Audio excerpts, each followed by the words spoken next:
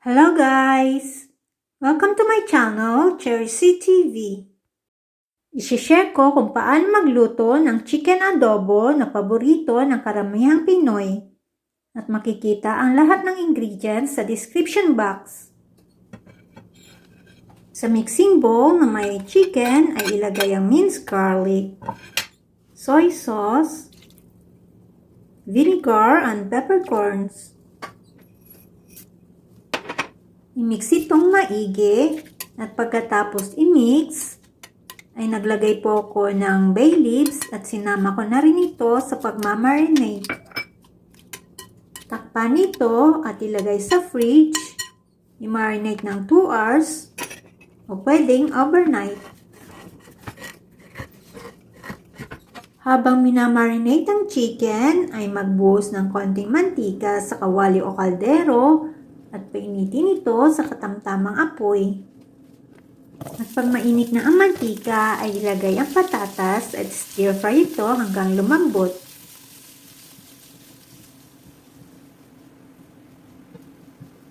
Pag malambot na ang patatas ay tanggalin sa apoy at iset aside muna ito.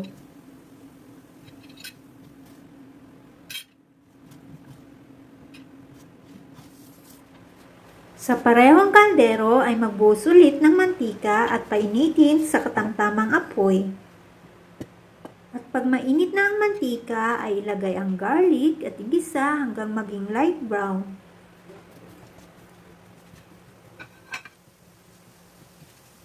Isunod na igisa ang onion hanggang maging translucent. Pag translucent na ang onion, ay ilagay ang marinated chicken. Pag nilagay po ang marinated chicken, ay huwag po munang ilalagay o isasabay ang peppercorns at bay leaves.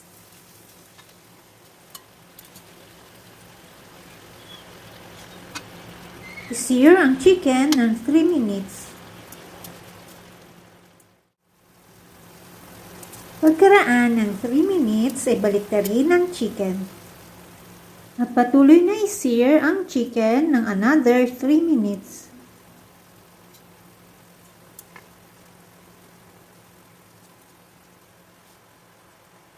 After 3 minutes ay stir fry naman ito ng 10 minutes. I-stir fry ang chicken hanggang lumabas ang mantika nito o pag nagmamantika na ito.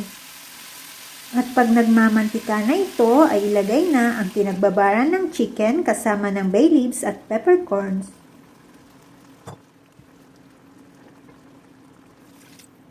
Ibuhos ang tubig at maglagay ng sugar. Haluin at takpan ang kaldero. Lutuin ito ng 20 to 25 minutes pero halu-haluin ito ng every 2 minutes para hindi masunog ang ilalim nito.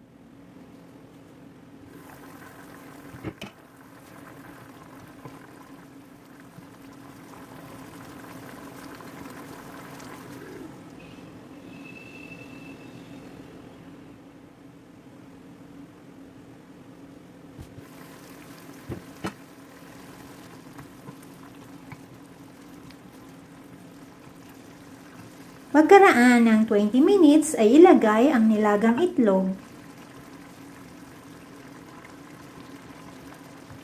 Takpan ulit ang kaldero at patuloy na lutuin ng 3 minutes. After 3 minutes ay baliktarin ang mga nilagang itlog.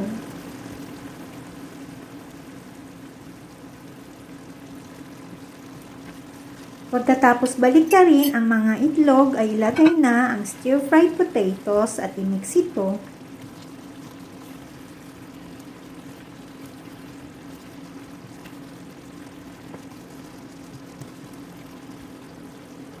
Takpan ulit ang kaldero at lutuin ang patatas ng 2 hanggang 4 na minuto. Pagkatapos lutuin ay tanggalin na sa apoy at pwede na itong iserve. They answered, "Believe in the Lord Jesus and you will be saved, you and your family." Acts 16 verse 31. Thanks for watching.